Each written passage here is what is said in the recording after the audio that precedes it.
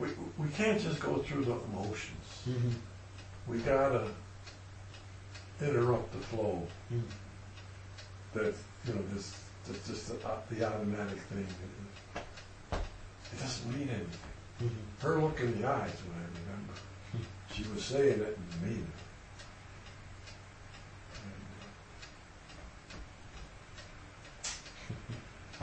So, when you get back to the homily, the content is very good. It's got to apply to life. But it's got to come across from a sincere conviction. It beats in your heart. It'll go a long way. Oh, yeah. So one of the things in the congregation is somebody who just got married and somebody who just lost a spouse. Mm-hmm. Somebody's got a kid and dying of cancer.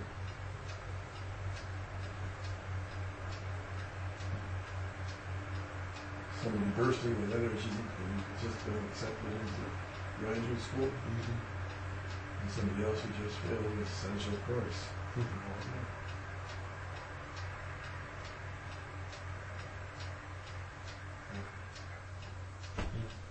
Tell me a little bit about you.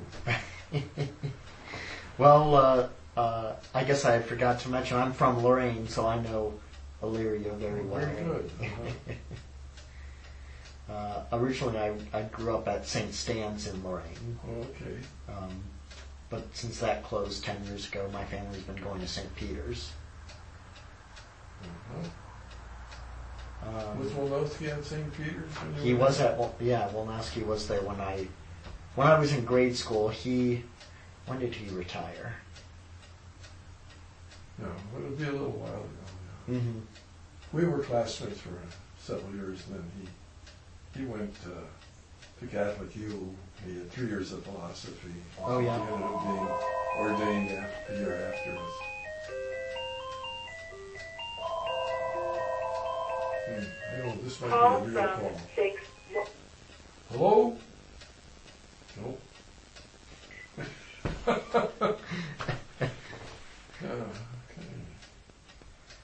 Good. I went to Clearview High School. I don't know if you remember that being around. I do. That was in Sheffield. Uh-huh. Then went to Borromeo for 1 year. Left and finished my degree at John Carroll, and last year was my first year back in the seminary at St. Mary's. Oh, good. So, what's your degree? Philosophy and history. Mm-hmm. So since my degree was in philosophy, I didn't have to go through the whole pre-theology program and all that stuff. Good. So I ended up rejoining my original class, Uh-huh. a few of the guys that are left. Uh-huh. So you got the Jesuit slant? Yeah. Good. Good. Yeah, in fact, before I decided to come back to the diocese, I was discerning very much entering the Jesuits, but Uh-huh. there was just something about being home in Cleveland that drew me back. Oh, that's good. Now, what kind of work have you done as you earn money besides this information job here? My first job in high school, I was a busboy at a restaurant at Quaker Steak in Vermilion at the old, Old McGarvey's on the river. Oh, Vermilion. okay. So I was there. I worked in my parish at St. Peter's doing maintenance for a few years. Then I worked at Quaker Steak again, but this time in Sandusky, right by Cedar Point. Mm-hmm. And for a couple of years I was working there in the evenings and at my parish during the day, so I was doing 2 jobs during the summer. And then this is my 3rd summer working in the archives. Uh-huh. But yeah. How did you get into the archives? What drew you to that? So, well, my love for history, one, and I love church history and diocesan history. So when I was at John Carroll, I was looking for a job on campus, and the library had an opening in what they called the special collections room. Uh-huh. What it essentially was me just sitting there and making sure people didn't bring food or drinks into there or take anything out of the room. And but the woman who worked there, who was my supervisor, she had worked very closely at a previous job with Phil Haas, who was the archivist of the diocese, and she knew that I was interested in the church and different stuff, so she got me in contact with him and got me a job there, and so. Good. Yeah.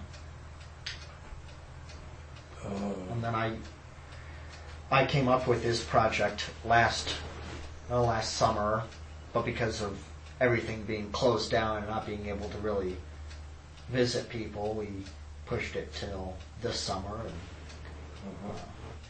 yeah. Good.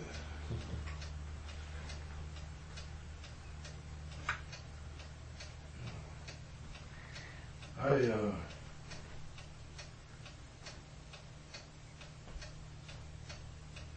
I'll tell you a different story.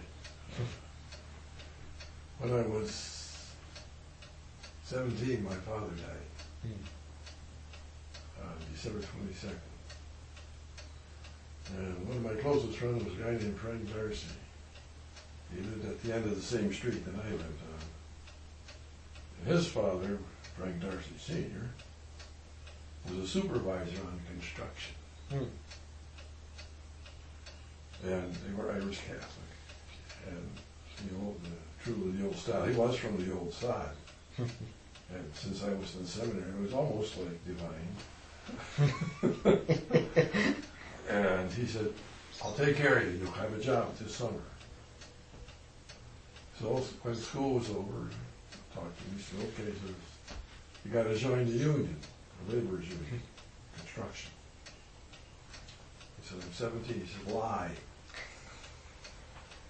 He said, we're building a plant down in Twinsburg, and so you have to go down to Akron.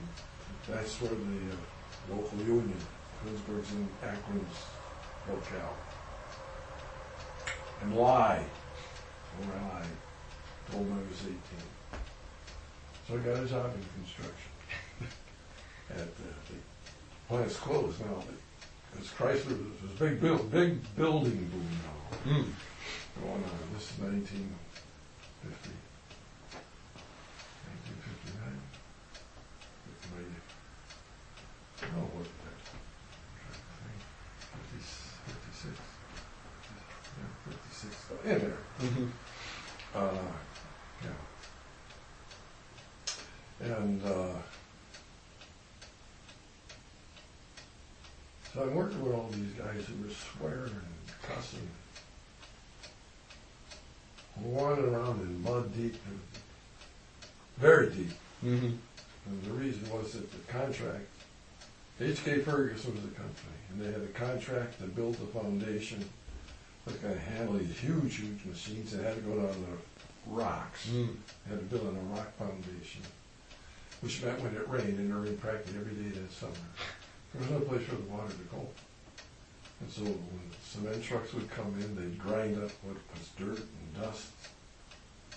And then the rain would hit it, and the mud would be 6-7 inches deep. So we're working on all of this. And these guys would be swearing all kinds of obscenities when I was a 17-year-old seminarian.